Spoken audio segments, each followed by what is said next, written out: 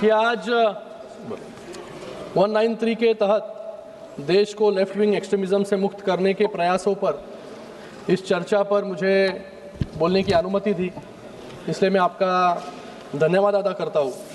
मैं अपनी पार्टी शिवसेना और हमारे लीडर एकनाथ शिंदे जी की ओर से देश को नक्सल मुक्त बनाने के इस महायज्ञ में माननीय प्रधानमंत्री नरेंद्र मोदी जी और गृह मंत्री अमित शाह जी, भारत सरकार और हमारे सभी जवानों को यहाँ बहुत बहुत बधाई देता हूँ कि आज हमारी पैरामिलिट्री फोर्स हो, पुलिस फोर्सेस हो, सीआरपीएफ के जवान, महाराष्ट्र पुलिस या गढ़चिरौली के C60 कमांडोस, उन सभी को मैं नमन करता हूँ। और आज उन सभी सुरक्षा कर्मियों को भी अपनी गहरी श्रद्धांजलि अर्पित करता हूँ कि जिन्होंने गए कई दशकों तक वामपंथी उग्रवाद से लड़ाई की और उन्होंने सर्वोच्च बलिदान दिया। मैं देश के उन लाखों आदिवासी नागरिकों और विस्थापित परिवारों को नमन करता हूँ कि जिन्होंने माओवादी हिंसा, थोपे गए पिछड़ेपन और दशकों के खौफ का दर्द झेला है। मैं उन तमाम पीड़ितों को सलाम करता हूँ जिन्होंने नक्सलवाद के इस खूनी आतंकवाद में अपने पिता को गंवाया, अपनी माँ को गंवाया, अपनी बहन को, अपनी बेटियों को हमेशा के लिए खो दिया।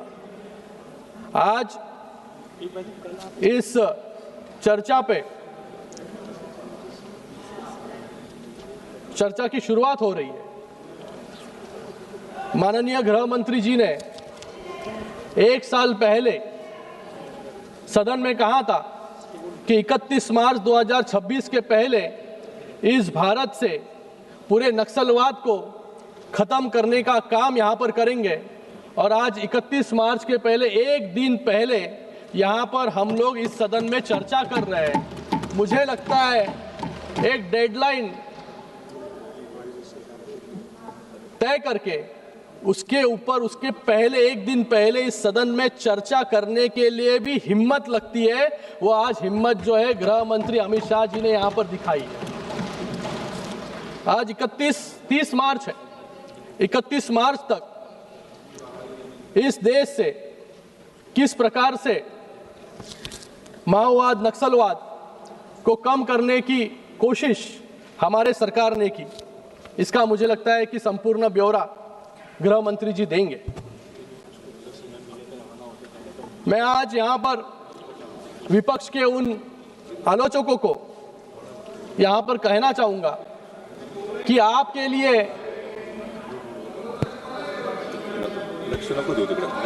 अरे बोलने तो दो, अभी तक तो शुरू करना है। अभी शुरू किधर किया, अभी शुरू करना है। सुनिए जरा, धैर्य रखो। मुझे लगता है कि उनके लिए करारा जवाब है कि जो कहते थे नक्सलवाद को खत्म जो है नहीं किया जा सकता, ये इम्पॉसिबल टास्क है।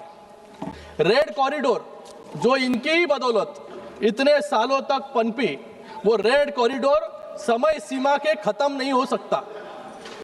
आज उन लोगों को हमारा जवाब है कि गृह मंत्री जी ने सिर्फ हवा में बात नहीं की, उन्होंने डेडलाइन तय की और आज पूरे विश्वास के साथ उस डेडलाइन से पहले इस देश को माओवाद से मुक्त करने के लिए प्रयास भी यहाँ पर किया।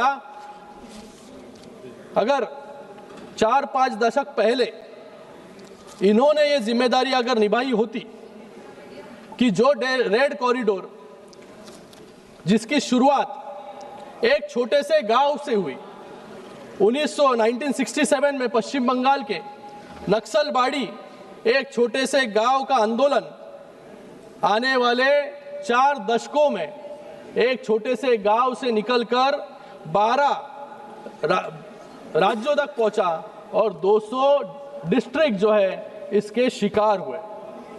अगर टाइमली इंटरवेंशन होता तो वो नक्सलबाड़ी गांव में जो आंदोलन शुरू हुआ था वो वहां का वहां रुकाया जा सकता था।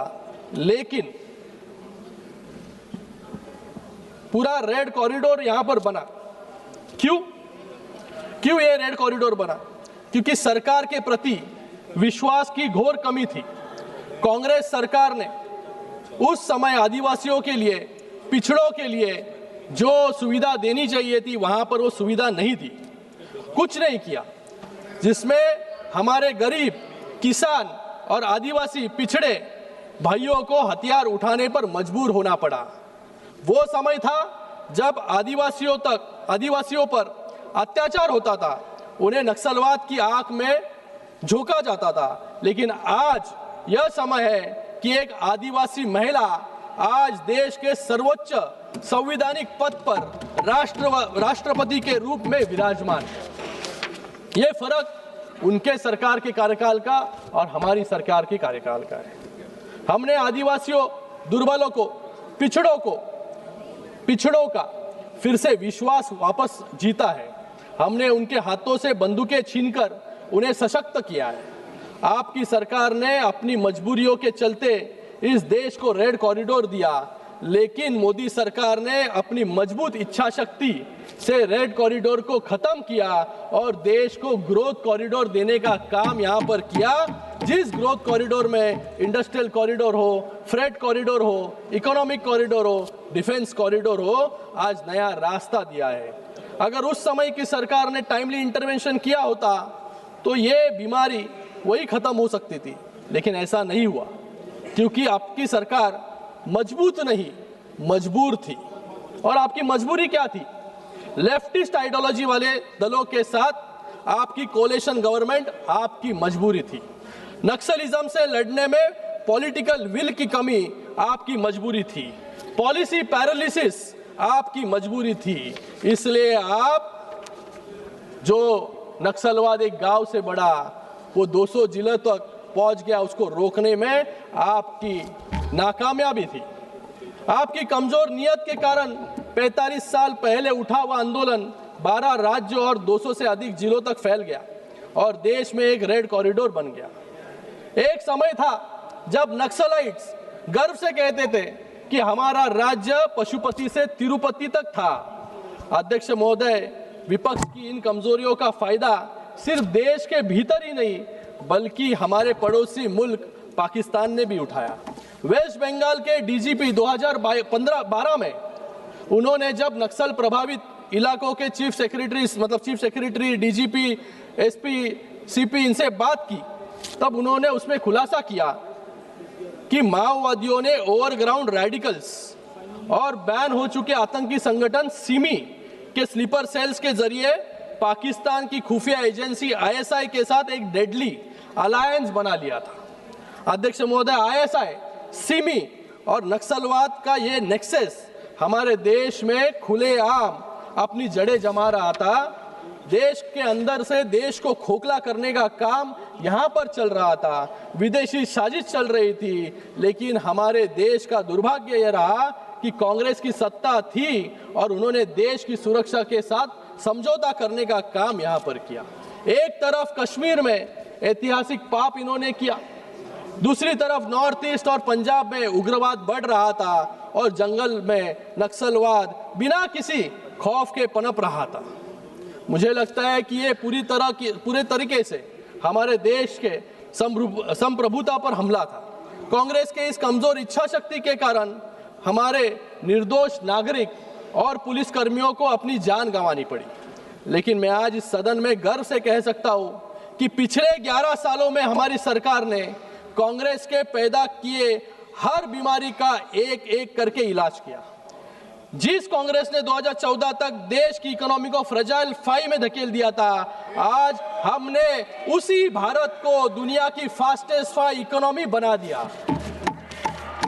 जिस कांग्रेस ने कश्मीर को पूरी तरह भारत का हिस्सा नहीं बनने दिया, उसमें से अनुच्छेद 370 हटाकर उस दीवार को हमेशा के लिए गिरा देने का काम हमारी सरकार ने किया। जिस कश्मीर के लाल चौक पर कभी तिरंगा फहराने की आतंकियों ने चुनौती दी थी, आज उसी लाल चौक पर तिरंगे को पूरी शान के साथ फहराने का काम हमारी सरकार ने किया। जिस कांग्रेस ने सालों तक महिलाओं के अधिकारों का हनन किया, आज उनके लिए नारी शक्ति वंदन अधिनियम हम ले आए। ट्रिपल तलाक खत्म करने का काम भी हमारी सरकार ने किया। जिस कांग्रेस ने राम मंदिर के निर्माण का विरोध किया, हमने सारी अड़चनें खत्म कर कर वहां पर बड़ा राम मंदिर बनाने का काम भी हमारी सरकार ने यहां पर किया। जिस कांग्रेस ने अपनी कमजोरियों से इस देश को आतंकवाद और नक्सलवाद का जहर दिया, आज हमारी सरकार उन दोनों को जड़ से खत्म करने जा रही है। ये युवाओं की बात यहां पर करते हैं, लेकिन युवाओं के लिए इन्होंने क्या किया? जिन युवाओं को राष्ट्रवाद सिखाना था, उन्हें अलगाववाद दिखाया गया। जिन युवाओं को विकास के उजालों में चलाना था, उसे नक्सलवाद के अंधेरे में धकेला गया। लेकिन हमारी सरकार ने क्या किया? गढ़चिरौली में 5000 युवाओं को नक्सलिज्म छोड़ने पर मजबूर किया और उनको मुख्य धारा में लाने का काम हमारी सरकार ने यहाँ पर किया। 5000 लोगों को जॉब्स देने का काम हमारी सरकार ने यहाँ पर किया। जब अरे तुम्हारी बात तुमने जो करके रखा हो तो सुनो, तो आप सुनने का धैर्य रखो। हमने जो किया वो भी बता रहे। पंजाब के आतंकवाद के लिए तुम्हारी प्रशंसा नहीं की, तुमने क्या किया? मैं यहाँ पर सुनिए माननीय सदस्य प्लीज, मैं यहाँ पर दो दर्दनाक कहानी बताना चाहूंगा। 2015 अप्रैल को एक ग्राम उपसरपंच पुत्र दुर्गे को नक्सलियों ने केवल इसलिए बेरहमी से मौत के घाट उतार दिया क्योंकि वो गांव के खेतों में सिंचाई योजना लाने के लिए सचिवालय गए थे। उसी के साथ में आदिवासी बच्चों का भविष्य संवारने वाले एक निर्दोष शिक्षक, उसका नाम योगेंद्र मेश्राम था, उसको भी जो है शक किए, झूठे शक के कारण जो है मार दिया गया। और जब सब छात्र सड़कों पर उतरे, तब नक्सलियों ने, माओवादियों ने एक चिट्ठी निकाली और कहा हमने इसे बाय मिस्टेक मारने का काम यहाँ पर किया। जिस देश में निर्दोष नागरिकों को बाय मिस्टेक मारा जाता था, ऐसे राज्य का नेतृत्व जो है कांग्रेस वहां पर करती थी। लेकिन आज इन सब नक्सलवादियों को चुन चुन कर मारने का काम यहाँ पर सीआरपीएफ के जवान, पुलिस जो है यहाँ पर कर रहे हैं। मैं यहाँ पर अमित शाह जी का धन्यवाद अदा करूंगा कि जिन्होंने बुद्धि और बंधुता से, प्यार से लोगों को, नक्सलाइट को, जो नक्सल ग्रस्त भाग में इन्वॉल्व थे, उनको मुख्य धारा में लाने का काम किया, उनको समझा बुझा कर लाने का काम किया। और जो लोग राष्ट्र विरोधी ताकतें बुद्धि और बंधुता से भी नहीं समझे, उनको फिर बुलेट का जवाब बुलेट से देने का काम जो है यहाँ पर अमित शाह जी ने किया। अब ना होगा चर्चा का बवंडर, आकर करे खुद सरेंडर, नहीं तो होगा तुम्हारा सीधा एनकाउंटर। इसलिए आज इस देश में 10,000 से अधिक नक्सलियों ने हथियार डालकर मुख्य धारा को चुना। अकेले 2025 में 317 नक्सली ढेर हुए, 862 गिरफ्तार हुए, 1900 ने आत्मसमर्पण किया। 2024 और 2025 में 28 बड़े नक्सली नेता मारे गए। सेंट्रल कमेटी के 6 सदस्य उसमें शामिल थे। मार्च 31 के डेडलाइन से पहले, मतलब 2026 के शुरुआती 3 महीनों में ही 630 से अधिक कैडर्स ने हिंसा का रास्ता छोड़ दिया।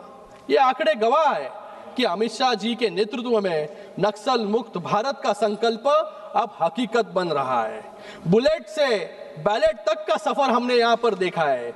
जिस बस्तर में, जिस गढ़चिरौली में कभी वोटिंग के लिए लोग बाहर नहीं निकलते थे, जहां पर सिर्फ बुलेट की आवाजें सुनाई देती थी, आज वहां पर जब इलेक्शंस हुए, बस्तर में 70% वोटिंग हुई और गढ़चिरौली में 73% वोटिंग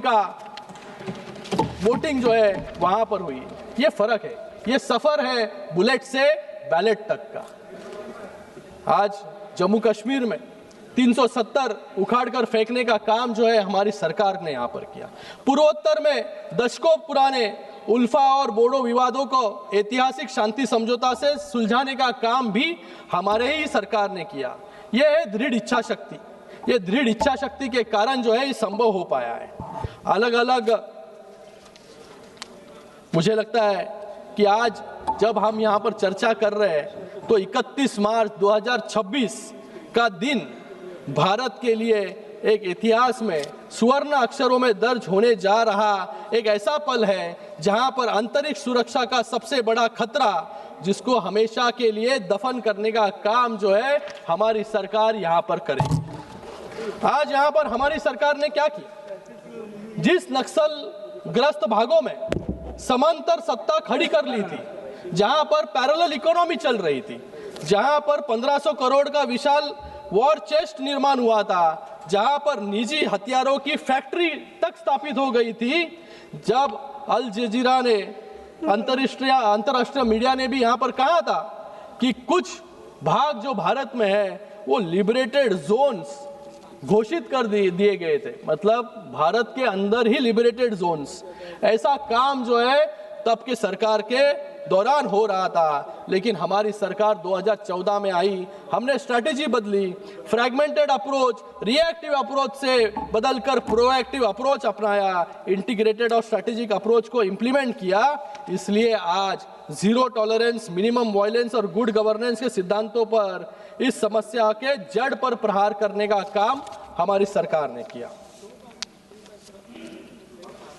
दशकों तक फैले रेड कॉरिडोर अब इतिहास के पन्नों में सिमट रहा है। सबसे अधिक प्रभावित जिले 2014 के 36 घटकर 2025 में केवल 3 रह गए। नक्सली हिंसा दर्ज करने वाले पुलिस स्टेशन की संख्या 2013 के 330 से घटकर 2025 तक मात्र 52 रह गई। रेड कॉरिडोर का विस्तार 18,000 वर्ग किलोमीटर से सिमटकर अब खत्म होने जा रहा है। तो ये उपलब्धियां जो है हमारी सरकार की है। सुरक्षा बलों की मृत्यु दर में 73% की गिरावट हुई। आम नागरिकों की मृत्यु के आंकड़ों में 70% की कमी आई। वर्ष 2022 में 30 वर्षों में पहली बार लेफ्ट विंग एक्सट्रीमिज्म से होने वाली मौतों का आंकड़ा 100 से नीचे पहुंचा। 2024 290 नक्सली मारे गए, 1000 गिरफ्तार हुए और 800 ने आत्मसमर्पण किया। 2025 कुल 317 नक्सली ढेर किए गए, 800 गिरफ्तार हुए और रिकॉर्ड 2000 नक्सलियों ने हथियार डाले। 2014 से पहले 66 थानों के मुकाबले पिछले 10 वर्षों में हमने 568 नए फोर्टिफाइड थाने यहां पर बनवाए। आपातकालीन परिचालन के लिए 68 नए नाइट लैंडिंग हेलीपैड का निर्माण भी हमारी सरकार ने किया। 2018 में बस्तरिया बटालियन का गठन भी हमारी सरकार ने यहाँ पर किया। जो निधि यहाँ पर लग रही थी योजनाओं के लिए, उसमें भी 155% की वृद्धि करने का काम हमारी सरकार ने किया। एनआईए ने 108 केस दर्ज किए और 40 करोड़ की संपत्ति जो है जब्त करने का काम यहाँ पर किया। इंफ्रास्ट्रक्चर डेवलपमेंट हो, डिजिटल क्रांति हो, बैंकिंग और डाकघर में वृद्धि हो, शिक्षा स्कूल में वृद्धि हो, स्कूल के संख्या में, ITIs हो, कौशल विकास के केंद्र हो, ये सब जो है ये इंटीग्रेटेड अप्रोच का नतीजा जो है आपको यहाँ पर देखने के लिए मिल रहा है। तो आज 31 मार्च 2026 के समय सीमा से पहले ही हम नक्सलवाद के इन सभी आंकड़ों को शून्य पर ले आने की कोशिश जो है यहाँ पर हमारे गृह मंत्री जी ने यहाँ पर किया है। यहाँ पर किस प्रकार से 2014 के पहले कांग्रेस का नक्सलियों के प्रति सॉफ्ट कॉर्नर देखा जा रहा था। हमारी फोर्सेस ने जब खूंखार नक्सल कमांडर मडवी हिडमा को मार गिराया। ये मडवी हिडमा कौन है? जिसने 2010 में दंतेवाड़ में नरसंहार किया, जहां पर हमारे 76 सीआरपीएफ जवान मार दिए गए। 2017 में बुरकापाल में 24 सीआरपीएफ जवान मार दिए गए। वो इस नरसंहार का मास्टरमाइंड मडवी हिडमा है। तो इसको जब हमारी सरकार ने मारा तभी इनके नेताओं ने क्या कहा? दिग्विजय सिंह ने यहाँ पर कहा ये फेक फर्जी एनकाउंटर यहाँ पर किया गया है। ऐसा स्टेटमेंट जो है इनकी सरकार में जो नेता थे, जो मंत्री थे, उन्होंने यहाँ पर किया। और झीरम घाटी झीरम घाटी, ये सुन लो, ये सुन लो, अब ये सुन लो। झीरम घाटी, वो मेरे को स्पीकर साहब बताएंगे ऑथेंटिकेट करना है कि नहीं। झीरम घाटी आपके ही, सुन लो, कांग्रेस के लीडर को मारा झीरम घाटी में, तब भी इनका स्टेटमेंट यही है कि ये फर्जी एनकाउंटर था। मैं यहां पर कहना चाहूंगा कि इनके नेता नक्सल संगठनों को मुख्य धारा के राजनीतिक दलों जैसा दर्जा देने की शर्मनाक वकालत भी इनके ही लोग जो है यहां पर कर रहे थे। इनकी एनएसी खुलेआम वामपंथी और नक्सली सोच को पालने पोसने का काम यहां पर कर रही थी। तेलंगाना प्रदेश कांग्रेस कमेटी टीपीसीसी के अध्यक्ष बी महेश कुमार गौड़, नाम लेकर बोल रहा हूं यहां पर, हमारे बहादुर जवानों की इस शौर्यपूर्ण कार्रवाई को भी फर्जी एनकाउंटर जैसे दिग्विजय सिंह ने कहा, वैसे इन्होंने भी कहा। और इन्होंने आगे जाके क्या कहा, आगे जाके क्या कहा, Maoist commander should be respected. मतलब जो लोगों ने असंख्य लोगों की जान ली, लाखों लोगों की जान ली, उनको ये कहते हैं कि Maoist commander should be respected. ये इनकी नीति रही हमेशा। इसलिए रेड कॉरिडोर जो है 12 राज्यों तक बढ़ा, 200 डिस्ट्रिक्ट तक बढ़ा। 2000 से लेकर साल 2000 से लेकर अब तक नक्सली हमले में 12,000 बेगुनाह नागरिक और जवान मारे गए। सिर्फ कागज का कोई आंकड़ा नहीं है ये, वो कांग्रेस की इसी खूनी राजनीति और मौन सम्मति के माथे पर लगा ऐसा कलंक है जिसे कभी नहीं धो पाएंगे। इसके विपरीत हमारी सरकार ने क्या किया, हमारे प्रधानमंत्री जी ने क्या किया।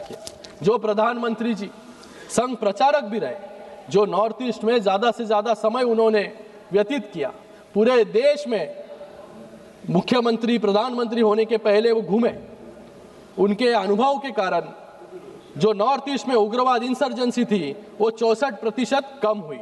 सुरक्षा बलों की शहादत में 85% और नागरिकों की मौत में 86% की गिरावट यहां पर हुई। हमने एएनवीसी, एनएससीएन, एनएलएफटी, बोडो, कार्बी, यूएलएफए और 2024 के त्रिपुरा समझौता जैसे ऐतिहासिक कदम हमारी सरकार ने उठाए, हमारे प्रधानमंत्री महोदय ने उठाए। आज त्रिपुरा और मेघालय से एएफएसपीए पूरी तरह हट चुका है। अध्यक्ष महोदय, उनके 10 सालों में 16,000 से ज्यादा हिंसक घटनाएं यहां पर हुई, लेकिन आज हमारे गृह मंत्री जी के विजन के कारण, जो विजन है माओवादी मुक्त भारत, उस दिशा में जो है हम पहल कर रहे हैं। आज अलग अलग भारत के कोनों कोनों से लाल आतंक को मुक्त करने का काम जो है हमारी सरकार यहां पर कर रही है। जो 200 डिस्ट्रिक्ट प्रभावित थे, आज सिर्फ माओवाद जो है 3 डिस्ट्रिक्ट पर आकर सिमट चुका है। आज यहां पर मैं महाराष्ट्र से आता हूं, महाराष्ट्र पे भी बात करूंगा कि महाराष्ट्र के गढ़चिरौली और नंदुरबार में किस प्रकार से माओवादी नक्सलवादियों का संगठन जो है काम कर रहा था, किस प्रकार से ये पूरा इलाका जो है पिछड़ा था। 2004 से 2019 के बीच महाराष्ट्र में 1500 नक्सली हमले हुए, जिनमें 536 लोगों की जान गई। 2009 के दौर में तो स्थिति इतनी भयावह थी कि एक ही साल में 154 घटनाओं में 53 लोग मारे गए इस गढ़चिरौली में। लेकिन आज परिस्थिति बदल गई है। आज उसी गढ़चिरौली में जहां पर हमले होते थे, आज वो गढ़चिरौली जो है स्टील हब बनने जा रहा है। आज हमारी एनडीए सरकार ने नक्सलवाद को खत्म करने का काम वहां पर किया। कैडर में भारी गिरावट, 2014 में जहां महाराष्ट्र में 550 सशस्त्र कैडर थे, 2024 में घटकर केवल 56 रह गए। आज गढ़चिरौली और गोंदिया में केवल 24 सक्रिय नक्सली बचे हैं। मृत्यु दर में जो 93 से घटकर 3 पर आ गया है। ऐतिहासिक आत्मसमर्पण सीपीआई केंद्रीय समिति के सदस्य मलोजुला वेणुगोपाल राव भूपति, उसने भी आत्मसमर्पण, जिसके ऊपर 6 करोड़ का इनाम था, उसने भी आत्मसमर्पण यहां पर 2025 में किया। उत्तर गढ़चिरौली नक्सल मुक्त, मैं कहना चाहूंगा कि उत्तर गढ़चिरौली जो है आज पूरी तरीके से नक्सल मुक्त हो चुका है। आज हमारी सरकार जब जंगलों में छिपे नक्सलवाद को ढूंढ ढूंढ के मार रही है, वैसे अर्बन नक्सलियों के खिलाफ भी निर्णायक युद्ध लड़ रही है। एकनाथ शिंदे जी जब मुख्यमंत्री थे तब उन्होंने विशेष सार्वजनिक सुरक्षा MSPS विधेयक 2024 में लेकर आए। इस कानून के तहत देश विरोधी नैरेटिव चलाने वाले और युवाओं को बरगलाने वाले संस्थाओं को अवैध घोषित कर 7 साल की जेल और 5 लाख के जुर्माने का प्रावधान भी हमारी सरकार ने यहाँ पर किया। जो गढ़चिरौली कभी हिंसा के लिए जाना जाता था, आज वह देश का नया औद्योगिक केंद्र बन रहा है। भारी निवेश यहाँ पर आ रहा है। कोनसरी में लॉयड मेटल्स का 20,000 करोड़ का प्रोजेक्ट यहाँ पर आया है। एहरी में सुरजागढ़ इस्पात का 10,000 करोड़ का स्टील प्लांट यहाँ पर लग रहा है, जिससे 17,000 युवाओं को रोजगार यहाँ पर मिलेगा। JSW जैसा बड़ा प्रोजेक्ट यहाँ पर आ रहा है। 1 लाख करोड़ का विशाल स्टील प्लांट प्रस्तावित है, जिससे 2030 तक गढ़चिरौली भारत का सबसे बड़ा स्टील हब बन जाएगा। गढ़चिरौली में अब जहां पर सिर्फ नक्सलवाद की बातें हम सुनते थे, वहां पर आज ग्रीनफील्ड एयरपोर्ट, रेलवे प्रोजेक्ट, 77 वर्षों में पहली बार भामरागढ़ जैसे क्षेत्रों में बस सेवा शुरू करने का काम भी हमारी सरकार ने किया। जहां पर कभी लोग वोट के लिए बाहर नहीं निकलते थे, वहां पर 72% वोटिंग जो है आज उसी भामरागढ़, उसी गढ़चिरौली में वहां पर हो रहा है।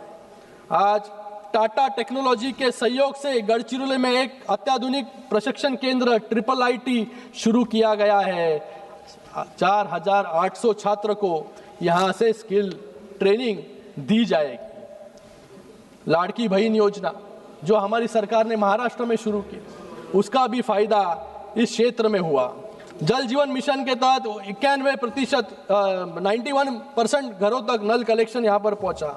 तो जब गढ़चिरौली सिर्फ नक्सलवाद के लिए जाना जाता था, लेकिन आज हमारे राज्य के मुख्यमंत्री देवेंद्र फडणवीस जी हो, उप मुख्यमंत्री एकनाथ शिंदे जी हो, उनके नेतृत्व में आज गढ़चिरौली पूरी तरीके से नक्सल मुक्त होने के कगार पर है। जब शिंदे साहब गार्डियन मिनिस्टर थे तो वो गार्डियन मिनिस्टर थाने के थे, लेकिन उन्होंने गार्डियन मिनिस्ट्री जो है गढ़चिरौली की मांग के लिए, और 2019 से 2022 तक वो खुद जब गार्डियन मिनिस्टर थे तो 14 बार जो है गढ़चिरौली में खुद गए। वहां पर जवानों के साथ जो है दिवाली भी उन्होंने वहां पर मनाई और उनका हौसला बुलंद करने का काम वहां पर किया। और जब मुख्यमंत्री बने तब भी वो 4 बार जो है गढ़चिरौली जाकर आए। उसका नतीजा जो है आज गढ़चिरौली स्टील हब बनने के कगार पर यहाँ पर है, आपको देखने को मिलेगा। अंत में मैं यहाँ पर प्रधानमंत्री नरेंद्र मोदी जी का, गृह मंत्री जी का बहुत बहुत धन्यवाद अदा करूंगा कि उनकी मजबूत इच्छा शक्ति के कारण जो नक्सलवादी पशुपति से तिरुपति तक के खूनी सपने को सपना देखते थे, उसको बढ़ाने का सपना देखते थे, उसको खत्म करने का काम जो है हमारे गृह मंत्री जी ने यहाँ पर किया। हमारी सरकार ने यह अटल संकल्प किया है कि 31 मार्च 2026 तक इस देश के चप्पे चप्पे से नक्सलवाद को कंप्लीटली एलिमिनेट करने का काम जो है यहाँ पर करेंगे। आज मैं इस सदन में आपके माध्यम से एक अनुरोध करना चाहूँगा कि माओवाद के विरोध हमारे पुलिस और सशस्त्र बलों ने जो दशकों लंबी खूनी संघर्ष किया, आने वाली पीढ़ियों को उसका स्मरण रहे, इसके लिए इस देश में एक भव्य राष्ट्रीय स्मारक नेशनल मेमोरियल जो है यहाँ पर बनाया जाए। खत्म करो 1 मिनट में। और उसी के साथ में पाठ्य पुस्तकों में विद्यार्थियों को पता चले कि किस प्रकार से ये माओवाद जो है बढ़ा, नक्सलवाद बढ़ा, और किस प्रकार से हमारे गृह मंत्री अमित शाह जी के नेतृत्व में इस नक्सलवाद को खत्म करने का काम इस देश में हुआ। ये भी आने वाली पीढ़ी को जो है पता चलना चाहिए। तो मैं आज यहाँ पर इतना ही